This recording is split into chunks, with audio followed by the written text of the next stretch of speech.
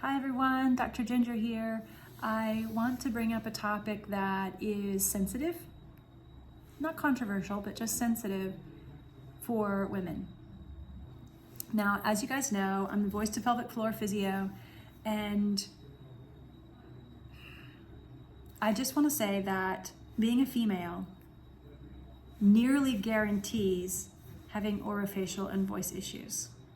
That may seem outlandish. However, there's a couple of practical mechanical issues. It's not necessarily about gender discrimination in the workplace, although we'll come to that in a minute because it is in part, but it's also mechanically, from a physical standpoint, females are typically shorter and smaller. And you physically might feel like you have to drive your voice harder to be heard. So if you're driving your voice harder to be heard and you're using compensatory actions, you are adversely impacting the pelvic floor. How will you know? Well, you'll have pelvic floor tightness. You'll have tightness, maybe low back pain. You could also have leakage. So one of the things that I often have people will do is yoga poses for pelvic floor relaxation. Now, these don't necessarily truly stretch the pelvic floor. So I don't want you to misunderstand then and say, oh, all I need to do to relax my pelvic floor is do these poses. These are great yoga poses to do, but they may not therapeutically fit your hip or your pelvic girdle. These are great poses to do, but they're not necessarily going to stretch the pelvic floor. So my point is, if you are having trouble as a female with your voice, I want you to consider a few things. One, you might actually have to improve pelvic floor function, which isn't necessarily about strength. Sometimes it's about relaxation. Really, it's about being aware of when to recruit and when to release the pelvic floor. Like, learn how to dance with your pelvic floor, right? So being female equals orofacial issues because we are also shorter. In general, what are we doing all day long? We're making eye contact with people and talking to them. If you are seated, it is easier for you to make eye contact with someone if you are shorter. If you are standing, what are you doing? Looking up. What happens as soon as you lift your chin to look up and you speak? Usually, accessory muscles are used.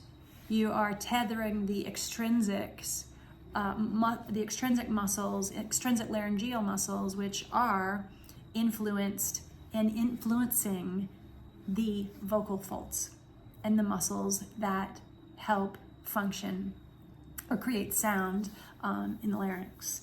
So that makes me go, right?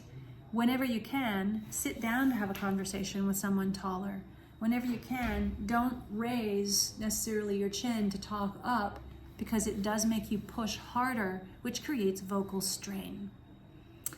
That's one thing that I learned after working with a bunch of people and having them have similar kind of anthropometrics, size, shape, that kind of thing, and realizing, gosh, women are having to drive their voices harder. But what's the third reason that women have to drive their voices harder, which almost equals orofacial issues?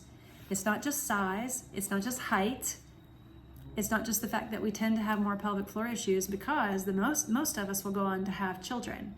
And in the United States, particularly right now, we don't have postpartum standards of care that would mandate physical therapy, pelvic PT or OT after giving birth, which means nearly every woman that's given birth is guaranteed to have pelvic floor issues unless she's actually been to pelvic floor physio or OT.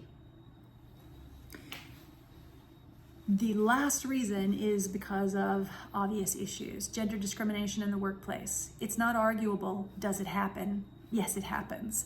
There are multiple studies, even at the highest level of our judicial system in the US Supreme Court, that shows, back in 2017, I believe, how much female justices were talked over. They had to talk louder. They had to insert themselves. They were constantly interrupted, and they were interrupted at a rate that was far more than male justices. And actually one political party, if we want to even get more detailed, one political party interrupted even more than another political party. I'll let you figure out who that was. The thing was, after sensitivity training at the Supreme Court, and also not just adopting, because you don't want to just become rude and start interrupting male justices, right? We need the male justices to realize, hey, you're interrupting, and one party to realize you're interrupting the other party even more, to learn some manners, for crying out loud, but also to help the female justices become more assertive and realize that they don't have to drive their voice so hard. Like, if I wanted to drive my voice hard right now, I would talk with my neck. I would psoas speak, what I call psoas speak. I would paraspinal speak. And we don't want to do that. That leads to vocal issues. So if you're female and you're having vocal issues, reach out. I will be happy to help if I can. If I'm near you, or I can't point you toward one of my group classes or something like that, or see you one-on-one. That's in the description, so check that out, the link there.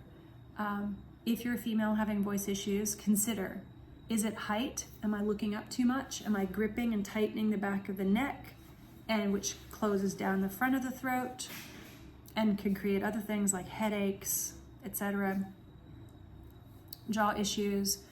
Am I actually driving my voice too hard because there are downstream issues in the respiratory and pelvic diaphragms where you need something like the pelvic floor relaxation that I just showed you? Or is it really feeling like workplace discrimination where you're having orofacial and vocal issues, which become pelvic floor issues and low back issues later, because you're not feeling heard?